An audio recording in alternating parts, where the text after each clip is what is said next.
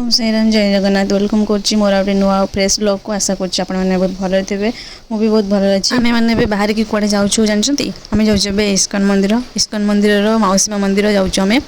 जगह दर्शन पई एठी मो पीसी आ भाउज पु आमे माने समस्त जाउछु। घर बाहरला बेला को मु किछि माने प्रिपरेशन करनथले कि मो वीडियो बनेबी बोली तो सेते पई रास्ता रे वीडियोटा स्टार्ट कली भाबिली कि मु जदी भी जाउछि जगह दर्शन करे पई तो ताले आपण मानक भी मो वीडियो रे जगह दर्शन करे देबी सेति पई आज वीडियोटा स्टार्ट हेछि रोड उपरु तो आम मैंने जाऊँ सेठी आपण मानक जगह दर्शन करी आठी सब कौन होची कौन ना आपण मानक सेयार करी आपण मैंने लास्ट जाए देखूँ सब किसी जानीपर हाँ जो जो मैंने मो चैनल नुआ अच्छा जल्दी जल्दी जाए सब्सक्राइब कर दिंतु और बेल आइकन को प्रेस करूँ न्यू न्यू नोटिफिकेशन पाइबापी हाँ आउ गोटे कथा कहबी आपण मैंने वीडियो तो देखुंत हेले लाइक करना आपण मानकर गोटे गोटे लाइक मत बहुत खुशी दिए प्लीज वीडियो को लाइक करूँ शेयर करूँ कमेंट करूँ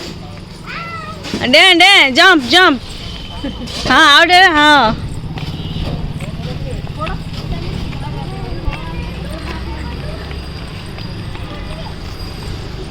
तो आमे मैंने आसी पहुँची गलु मौसीमा मंदिर रे तीन रथ को देखी पारे ए गोटे रथ देखा से दूर को अच्छी रथ तीन रथ ता रथ को देखीदे मन शांति हो जाऊँ देखिले मन आत्मा सब तृप्ति हो ए साइड रे भी बहुत सारा दुकान पड़ी मुझे तो मंदिर को जाऊँ मंदिर फेरला बेलू आप सब दुकान सब देखेबी यात्रा माने तो दुकान पड़ो ही देखुंत ना जगार दर्शन पर केते सारा लोक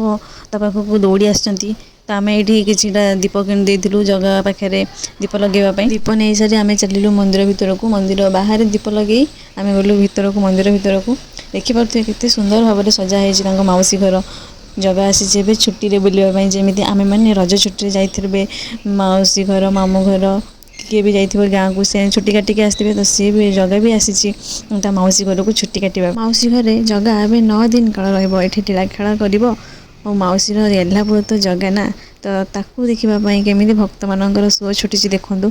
केते लोक आसी तार दर्शन पर सतरे से तार रूप समस्त को निज पाखक टाणी निए बुढ़ा ठारू आरंभ कर छोट शिशु को भी आम पहुँचला बेलू जगार पहड़ पड़े आ समस्ते ये अपेक्षा कर रही तार केतबे पहड़ खोल से तार दर्शन करेंगे सतरे समस्ते केते भक्तिर सहित अपेक्षा कर रही जगार दर्शन पर केतबे सी तार पहड़ खोल आ समस्त को दर्शन देव समस्ते अपेक्षा करने सहित जगार ना नहीं भजन कीर्तन करुँच आमर जगार पहड़ खोली आठी समस्ते हाथ टेक जय जगन्नाथ कहीकि अपेक्षार सहित रही केतबे परदा हटिव आने जगार दर्शन करेंगे सतरे जगहटा भारी नटखटिया से जानी भक्त मैंने बहुत समय है अपेक्षा कर दर्शन पर सी कौन सहजरे मुँह देखब ना कौन तार ता श्रीमुख को दर्शन करने समस्त को अपेक्षा कराऊँगी आउ भक्त मैंने भी जानते सब बेले अपेक्षार फल मिठा ही होता है तो फाइनाली जगार दर्शन मिले भक्त मानू समस्ते जोरे कहले जय जगन्नाथ जगार पहाड़ खोलिया मात्रे शंख हुलहुली घंट संकीर्तन स्थान पूरा पूरी उठिला मन को पूरा शांति लगिला आउ एठी किछि पिला जगार भजनर ताले ताले एमाने भी बहुत सुंदर नाचुथिले जेहेतु मु रविवार दिन जाइतिली तो बहुत सारा लोक मंदिर आसते कहीं रविवार छुट्टी थिला तो समस्ते परिवार सहित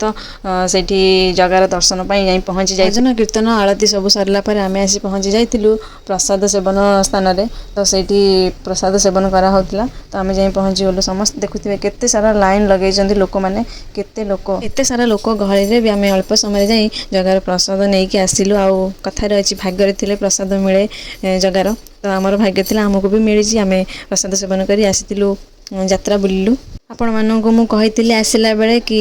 मंदिर फेरिले ये सब जो दुकान सब पड़ी आपण मानक देखी तो ये थिला छोट पिलांगर गेमिंग जोन ये सब खेल पड़ी तो खेलिए पिला मानकर आठ तो आपण मैंने जानते यात्रा सब यात्रा खाइबा जिनस कॉस्मेटिक्स आमर बासन ठाकुर बासन हो कि किसी भी सब पड़ी था तो सही टाइप सब जिनस एमती पड़ी था बहुत सुंदर भी लगुला मेला बुली माने रथ यात्रा जो ବୁଲିକି ଭଲ ଲାଗୁଥିଲା। ସେଇଠି ବୁଲୁ ବୁଲୁ ମୋର ନଜର ପଡ଼ିଲା ଗୋଟେ କୁନି ନର୍ତ୍ତକୀ ଉପରେ। ତ ସିଏ ବୋଧେ ଯାଉଛି ସେଇଠି ଆମର ଜଗନ୍ନାଥଙ୍କ ସାମ୍ନାରେ ନୃତ୍ୟ ପରିବେଷଣ କରିବ। ତ ଯାହା ବି ହଉ ତାଙ୍କୁ ଦେଖି ବହୁତ ଭଲ ବି ଲାଗିଲା। କେତେ ଛୋଟ ପିଲା ସେ ଓଡ଼ିଶୀ ନୃତ୍ୟ କରିବ। ତ ବହୁତ ସୁନ୍ଦର ବି ସେ ସଜ ହେଇଛି ଆଉ ବହୁତ ଭଲ ଡ୍ୟାନ୍ସ ନିଶ୍ଚୟ କରିଥିବ। ମୁଁ ତ ଦେଖିପାରିନି ପଳେଇ ଆସିଥିଲି। ଆଉ ତାପରେ ମୋର ନଜର ପଡ଼ିଲା ଏଇ ବଲୁନ୍ସ ଉପରେ। ଆମେ ଛୋଟ ଯେତେବେଳେ ଯାତ୍ରା ବୁଲିବାକୁ ଯାଉଥିଲୁ ଆମମାନଙ୍କୁ ଏମିତି ଆମ ଘର ଲୋକ ବଲୁନ୍ସ କିଣିକି ଦେଉଥିଲେ। ଏଇସବୁ ଦେଖି ମୋତେ ଛୋଟବେଳ କଥା ବି ମନେ ପଡ଼ିଗଲା ବହୁତ। ବୁଲାବୁଲି ସରିଲା ପରେ ଭୋକ ଲାଗିଲା ତ ସେଠି ଆମେ ଟିକେ ଏଠି ଲଙ୍କା ଚପ୍ ଖାଇଦେଲୁ। ବୁଲାବୁଲି ଖିଆପିଆ ସରିଲା ପରେ ଆମେ ମାନେ ବାହାରିଲୁ ଘରକୁ ଯିବା ପାଇଁ। ବାହାରିଲା ବେଳେ ଆମକୁ ଟିକେ ଇଚ୍ଛା ହେଲା ଆଇସ୍କ୍ରିମ୍ ଖାଇବା ପାଇଁ। ତ ଆଇସ୍କ୍ରିମ୍ ଖାଇ ଦେଇଥିଲି। ଆଇସ୍କ୍ରିମ୍ ଖାଇ ଆମେ ମାନେ ଫେରି ଆସିଥିଲୁ। ତ ଆମେ ମାନେ ଏବେ ଯାଉଛୁ ଘରକୁ। ତ ଆପଣମାନଙ୍କୁ ତ ମୁଁ ଜଗାର ଦର୍ଶନ କରେଇଲି। ଆଉ କ'ଣ ସେମିତି ଆପଣମାନେ ଦେଖିକି ଚାଲିଯିବେ? ନିଶ୍ଚୟ କମେଣ୍ଟରେ ଲେଖିବେ ଜୟ ଜଗନ୍ନାଥ। ଭିଡ଼ିଓଟି ଭଲ ଲାଗିଥିଲେ ଲାଇକ୍ ସେୟାର ସବସ୍କ୍ରାଇବ୍ କରିବେ। Thanks for watching. ଜୟ ଜଗନ୍ନାଥ।